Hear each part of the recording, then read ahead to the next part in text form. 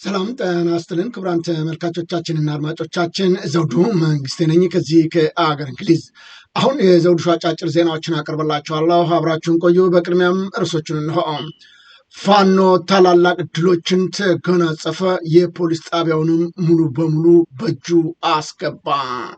ሲዳማ ክልልም ተወረረች፣ የመንግስትን ውሳኔ እጠብቃለሁ አሉ ባለስልጣኑ። አዋሳ በጎርፍ ተጥለቀለቀች፣ መንግስት ልጅ ለሚወልዱ ገንዘብ እሰጣለሁ አለ። የጸጥታ ኃይሎችም ተገደሉ። አሁን ወደ ዝርዝሩ እንሄዳለን፣ አብራችን ቆዩ። ፋኖ ታላላቅ ድሎችን ተቀዳጀ። አባ ሸለቆ ሻለቃ ነው በአገዛዙ ሰራዊት ላይ ከፍተኛ ድል መቀዳጀቱ የተገለጸው። የአማራ ፋኖ ብሔራዊ ንቅናቄ ቴዎድሮስ እዝ 201ኛ ኮር 74ኛ ክፍለ ጦር አባ ሻለቃ በትላንትናው ዕለት በእነብሴ ሳር ምድር ወረዳ ሰኞ ገበያ ዲቦ ከተማ ሰፍሮ በሚገኘው የሚሊሻ አድማ ብተናና ፖሊስ ላይ ድንገተኛ ጥቃት በመፈጸም ነው ከፍተኛ ድል መቀዳጀቱን የገለጸው። በጥቃቱም ሻለቃ መሪውን ጨምሮ በርካታ ያገዛዙ ቅጥረኛ አድማ ብተናና የፖሊስና የሚሊሻ አባላቶች መደምሰሳቸው ነው የተገለጸው። በአካባቢው የሕክምና ተቋማቶች በተገኘው መረጃ መሰረት በቀላል የማይባል ቁጥር ያላቸው አገዛዙ ቅጥረኛ ቆስለው ሆስፒታል መግባታቸው የተረጋገጠ ሲሆን በጥቃቱም በርካታ ቁሳቁስና ምርኮኞችም ተገኝተዋል። ከምርኮኞቹ የተገኙት መሳሪያዎች ዲሽቃ፣ ብሬን፣ ክላሽንኮቭ፣ መገናኛ ሬዲዮ፣ የዲሽቃ ሸንሸል ሳጥን፣ የዲሽቃ ተተኳሾች፣ በርካታ የብሬንና ክላሽ ተተኳሾች፣ ኤፍኤስአር መኪና ከነሙሉ ወታደራዊ ሎጂስቲክ መማረካቸው ነው የተገለጠው። በጥቃቱም ከተደመሰሱት የአገዛዙ ቅጥረኛ ሰራዊት አዛዦች መካከልም ኢንስፔክተር አስናቀ የፖሊስ ጽሕፈት ቤት ኃላፊ፣ ኢንስፔክተር ወርቁ አድማ ብተናና ሻለቃ አዛዥ፣ ጀማል ኡመር አድማ ብተናና ጋንታ መሪ፣ ኢንስፔክተር ውዱ የፖሊስ አመራር፣ ኢንስፔክተር ማሞ የፖሊስ አመራር እንደሚገኙበት ነው የ74ኛ ክፍለ ጦር ህዝብ ግንኙነት መምሪያ ክፍል መረጃውን ለዘውዱ ሾው ሚዲያ ሲልክ የገለጸው። በደብረ ታቦር ከተማ የሰማዕታት 1ኛ ዓመት መታሰቢያን በማስመልከት በተካሄደው ልዩ ኦፕሬሽን የቀበሌ 8 ፖሊስ ጣቢያ በፋኖ ቁጥጥር ስር መዋሉ ተገለጸ። በአማራ ፋኖ ብሔራዊ ንቅናቄ በላይ ዘለቀ እዝ ሜጀር ጀነራል ውባንተ አባተ 1ኛ ኮር ስር የሚንቀሳቀሰው የሜጀር ጀነራል ውባንተ ተወርዋሪ ክፍለ ጦር በደብረ ታቦር ከተማ ቴዎድሮስ ክፍለ ጦር ከተማ የሚገኘውን የቀበሌ 8 አስተዳደር ፖሊስ ጣቢያ ሙሉ በሙሉ በቁጥጥር ስር መዋሉን አሳውቋል። የኮሩ ህዝብ ግንኙነት ክፍል ባወጣው መረጃ መሰረት እርምጃው የተወሰደው በትላንትናው ዕለት በእንዳቤት ወረዳ ወለሽ ከተማ በነበረው ከባድ ያውደ ውጊያ ታሪካቸውና ደማቸውን ጽፈው ያለፉት እንደ አርበኛ ግዛቸው ጥላሁን፣ አርበኛ ሸጋው ውበቱ ወይም ገብርዬ፣ አርበኛ ዘመን ሙሉ ዓለም፣ አርበኛ ሙሉ ቀን አዲስ፣ አርበኛ በልስቴ ፍቃዱ፣ አርበኛ ተገን ነበረኝ እና አርበኛ አበርዋሲ ያሉ አርበኞች 1ኛ ዓመት የሰማዕታት ቀን በማሰብ ነው። በዕለቱ ከሌሊቱ 10 ሰዓት እስከ ንጋቱ 11 ከ30 ባለው ጊዜ ውስጥ በተካሄደው የተቀናጀ ጥቃት ፖሊስ ጣቢያው ሙሉ በሙሉ በቁጥጥር ስር ውሏል። ቦታውን ለማስለቀቅና ጥበቃውን ለማታደግ የመጣውን ያገዛዙን የመከላከያ ሰራዊት ከፋኖ አርበኞች በተሰነዘረበት ከባድ የመልስ ምት ሳቢያ ከፍተኛ አካላዊና ቁሳዊ ኪሳራ አስተናግዶ እንዲመለስ ተደርጓልም ብለዋል። 74ኛው ክፍለ ጦር ዲሽቃና በርካታ የጦር መሳሪያዎችን መማረኩን ገለጸ። ከሰሞኑ የ6ኛ እዝ ዋና አዛዥ ሜጀር ጀነራል ብርሃኑ ጥላሁን በጮቄ ተራራ ባደረገው ዘመቻ በአካባቢው የሚንቀሳቀሰው የፋኖ ኃይል መደምሰሳቸውንና የተበታተነ መሆኑን ገልጾ የነበረ ቢሆንም በአማራ ፋኖ ብሔራዊ ንቅናቄ ቴዎድሮስ እዝ 201ኛ ኮር 74ኛ ክፍለ ጦር አባ ሸለቆ ሻለቃ በትላንትናው ዕለት አነጋ ላይ ባካሄዳቸው ድንገተኛ አውደ ውጊያ አመርቂ ድል መቀዳጀቱን አሳውቋል። የመረጃ ምንጮቹ እንደጠቀሱት በተደረገው ከባድ ውጊያ አገዛዙ ኃይል ከፍተኛ ምት አስተናግዶ ወደኋላ እንዲያፈገፍግ ከተደረገም በኋላ ዲሽቃ ከነሙሉ ተተኳሽ ጥይቱ፣ የብሬን መትረየሶች፣ በርካታ የነፍስ ወከፍ ኤኬኤም ክላሽንኮቭ ጠመንጃዎችና በርካታ ወታደራዊ ቁሳቁሶች በፋኖ አርበኞች እጅ መግባታቸው ታውቀዋል። ጉዳዩን አስመልክቶ አስተያየት የሰጡት የአማራ ፋኖ ብሔራዊ ንቅናቄ ህዝብ ግንኙነት መምሪያ ኃላፊ አስረስ ማሬ ዳምጤ እኛና እነሱ እንዲህ ነን፣ እኛም እናዝረከርካቸዋለን፣ እነሱም እስከ መጨረሻው ህቅታቸው መዋሸታቸው አይቀርም ሲሉ በአገዛዙ ወታደራዊ አዛዦች የሚሰጠውን የድል መግለጫ የመሬት ላይ ሀቁ የማይቀይሩ የሐሰተኛ ፕሮፓጋንዳ መሆናቸውን ገልጠዋል። የሲዳማ ክልል በኦሮሚያ ተወረረች። ሽመልስ አብዲሳ ዛሬም ሲዳማን እያስወረረ መሆኑ ተገልጿል። በኦሮሚያና በሲዳማ አዋሳኝ አካባቢዎች በኦህዴድ ስምሪት ሰጭነት ዳግም በተቀሰቀሰው ግጭት የሰው ሕይወት ሲያልፍ ትምህርት ቤትና የሰብል ምርቶችም መውደማቸው ታውቋል። ባለፈው ሳምንት በኦሮሚያ ግርጃ ወረዳ ጉቦ ሄማ ቀበሌና በምስራቅ ሲዳማ ዞን ጭሬ ቀበሌ መካከል በአገረሸው ግጭት ነው የ10 የሲዳማ ተወላጆች ህይወታቸው ያለፈ ሲሆን በደርዘን የሚቆጠሩ ሰዎችም መቁሰላቸው ታውቋል። እንዲሁም በርካታ ቀበሌዎች የሚኖሩ በሺዎች የሚቆጠሩ ነዋሪዎችም ከቀያቸው መፈናቀላቸውን የአካባቢው ነዋሪዎች ገልጠዋል። በአሁኑ ሰዓትም በአካባቢው መረጋጋት የለም። በእጅጉ ጭንቀትና መከራ ውስጥ ገብቷል ህዝቡ። በተለይም በኦሮሚያ ክልል እየተፈጸመ ያለው ግፍና በደል አሁንም ጠንክሮ ቀጥሏል ነው የተባለው። የሽመልስ አብዲሳ ቡድን ሲዳማን ለመሰልቀጥ እያደረገ ያለው ጥረት ጠንክሮ የቀጠለ መሆኑ እየተገለጸ ሲሆን የሲዳማ ነዋሪዎች አዋሳ ከተማን ጨምሮ ብዙዎቹ ከአካባቢው የወጡ በኦሮሚያ ሰዎች እየተነጠቁ መሆናቸውም ተገልጿል። በተደጋጋሚ ጊዜያቶች በተለይም የሲዳማ ሰዎች ጥሪ ቢያቀርቡም ግን ሰሚ አላገኙም። አሁን ሲዳማ በኦሮሚያ ልትዋጥ መሆኑ ጥቂት ጊዜያት የቀራት እንደሆነም እየተገለጸ ይገኛል። በአዋሳ ከተማ በረዶና ኃይለኛ ንፋስ ቀላቅሎ የጣለው ዝናብ በሰው ሕይወትና ንብረት ላይ ከፍተኛ ጉዳት አደረሰ። በአዋሳ ከተማ በትላንትናው ዕለት በጣለው በረዶ የቀላቀለ ከባድ ዝናብና ኃይለኛ ንፋስ ምክንያት ነው በአንዳንድ አካባቢዎች ዛፎች፣ የኤሌክትሪክ ኃይል ተሸካሚ ምሰሶችን የወደቁ ሲሆን በዚህም በሰው ሕይወትና በንብረት ላይ ጉዳት መድረሱን የከተማው አስተዳደር አስታውቋል። በመሰረተ ልማት ላይ በደረሰው ከፍተኛ ውድመት ምክንያት በአንዳንድ የከተማ ክፍሎች የኤሌክትሪክ አገልግሎት ሙሉ በሙሉ መቋረጡም ታውቋል። የሐዋሳ ከተማ አስተዳደር በደረሰው አደጋ የተሰማውን ሐዘን በመግለጽ አስቸኳይ እርምጃዎች መውሰድ መጀመሩን ነው የገለጸው። በከተማው በኮንክሪት ወይም አርማታ የተሰሩ የኤሌክትሪክ ምሰሶችና ዛፎች፣ መኪኖችና የተለያዩ ንብረቶች ላይ ወድቀው የሚያሳዩ ምስሎችን በስፋት እየወጡ ይገኛሉ። አስተዳደሩ በተጎዱ አካባቢዎች ፈጥኖ በመድረስ ተጎጆቹን ወደ ሕክምና ተቋማት የማድረስ ስራ እና በንብረት ላይ የደረሰውን ጉዳት በመለየት ተገቢ ድጋፍ የማድረግ ስራዎች አስጀምሯልም ብለዋል። አክሎም የተቋረጡ አገልግሎቶችን ለመመለስና አደጋውን ለመቀነስ የሚያስችሉ የቅድመ ጥንቃቄ ስራዎች እየተከናወኑ ይገኛልም ነው የተባለው። የኢትዮጵያ አየር መንገድ ግሩፕ ዋና ስራ አስፈጻሚ የመንግስትን ውሳኔ እጠብቃለሁ አሉ። የኢትዮጵያ አየር መንገድ ግሩፕ ዋና ስራ አስፈጻሚ አቶ መስፍን ጣሰው በትላንትናው ዕለት በሰጡት ዓመታዊ መግለጫ የስራ ዘመናቸው በጡረታ መጠናቀቁን ገልጸው አሁን ላይ የመንግስትን ውሳኔ እየጠበቁ ይገኛለሁ ሲሉም ገልጸዋል። አቶ መስፍን በጋዜጣዊ መግለጫ ያነሷቸው ዋና ዋና ነጥቦችም አየር መንገዱ በበጀቱ ዓመት 9.1 ቢሊዮን ዶላር ወይም ከ1.4 ትሪሊዮን ብር በላይ ገቢ ማስገኘቱንም ገልጸዋል። ለ5000 ሰራተኞች ቤት እየተገነባ ሲሆን 2500 ሰራተኞች መኖሪያ በጥር 2019 ዓ.ም ይረከባሉ ሲሉም ገልጸዋል። በቢሾፍቱ ለሚገነባው ግዙፍ ኤርፖርት የሚያስፈልገውን 8.5 ቢሊዮን ዶላር ብድር የመጨረሻ ውጤት 219 ይታወቃል ማለታቸውን ሪፖርተርንም ዘግቧል። ስራ አስፈጻሚው የመንግስትን ውሳኔ እጠብቃለሁ ሲሉ እንዲህ ተናግረዋል። ይሄ የኔ ጉዳይ እንግዲህ የወላችሁ እስካሁን ያለሁት በኤክስቴንሽን ነው። በኢትዮጵያ ሕግ መሰረት እንደምታውቁት አንድ ሰው 60 ዓመት ሲሞላው ከመንግስት ተቋማት በጡረታ ይገለላል። እኔ ከ3 ዓመት በፊት ነው ጡረታ መውጣት የነበረብኝ። መጀመሪያ 2 ዓመት እንድቆይ መንግስት ስለፈለገ ለ2 ዓመት ኤክስቴንድድ ሆነ። 2 ዓመት ሲያልቅ የለም አሁንም 1 ዓመት ልትቆይ ይገባል ተባልኩ።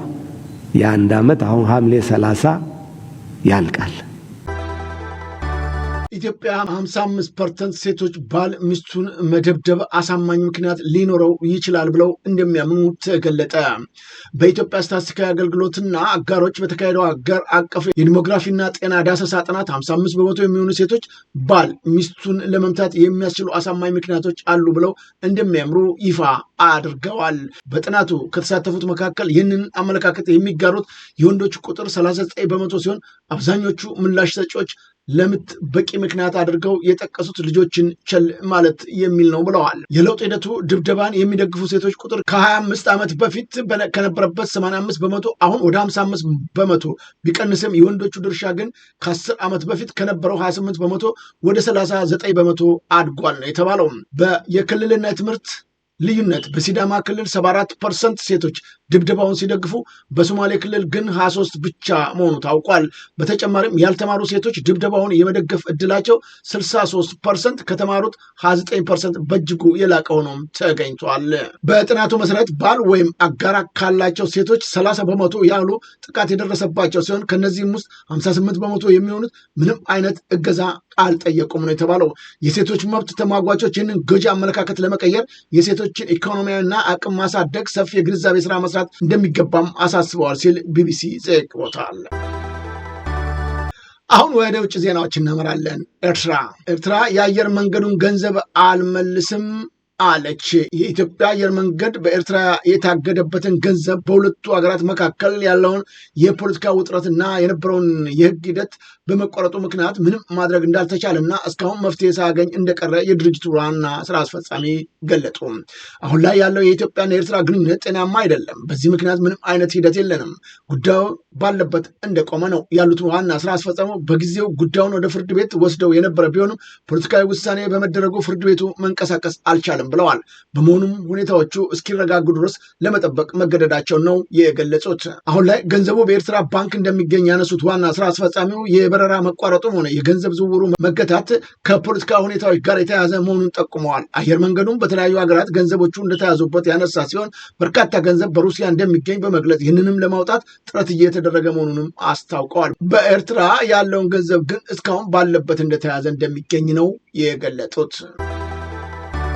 ኬንያ 5 የኬንያ የጸጥታ አባላት በሶማሌ ድንበር አቅራቢያ በአልሸባብ ታጣቂዎች ተገደሉብኝ አለ።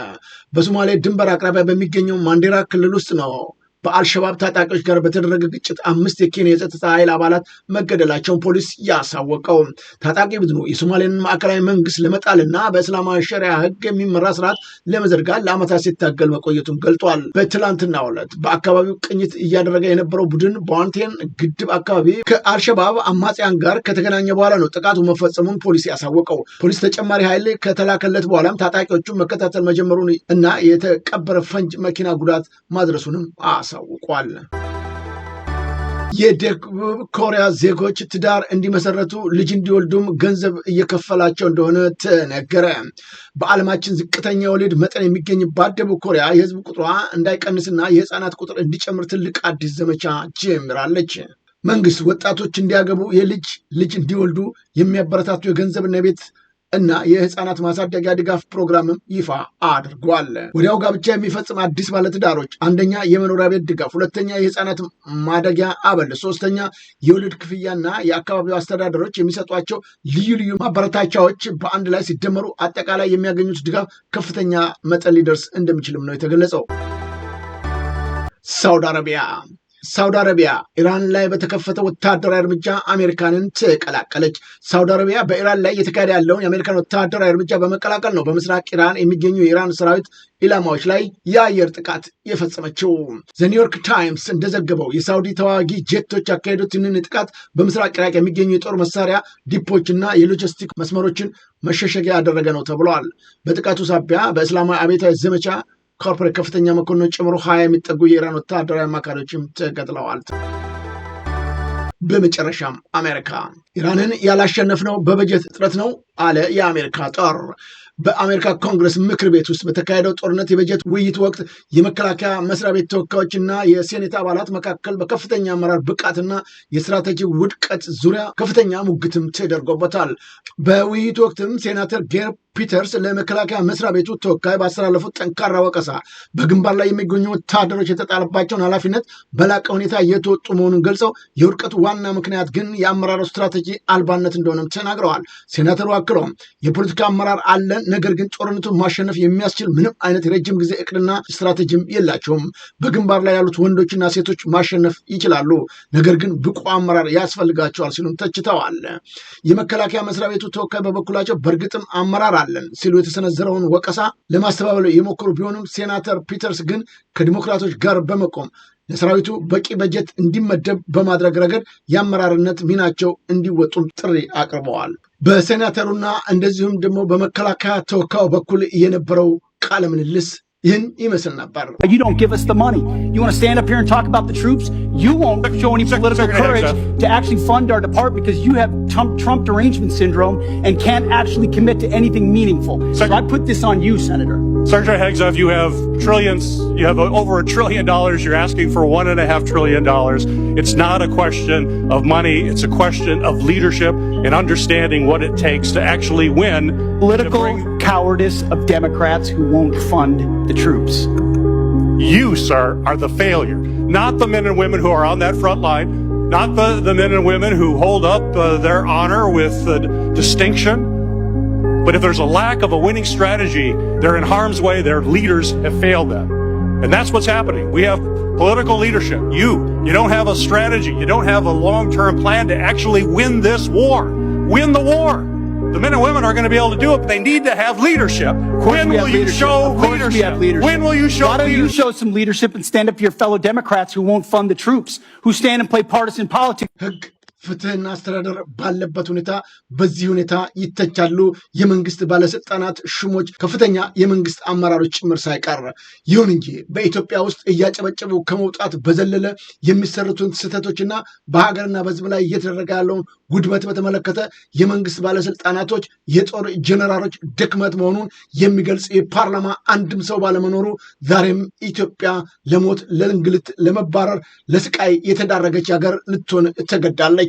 ፓርላማው በየጊዜው እያጨበጨበ ከመውጣት በዘለለ ምንም ትንፍሽ የማይል አስተያየት የማይሰጥና የመንግስት ባለስልጣናትን የማይተቹ በመሆኑ የኢትዮጵያ ችግር እስካሁን ሊቀረፍ በፍጹም አልተቻለም።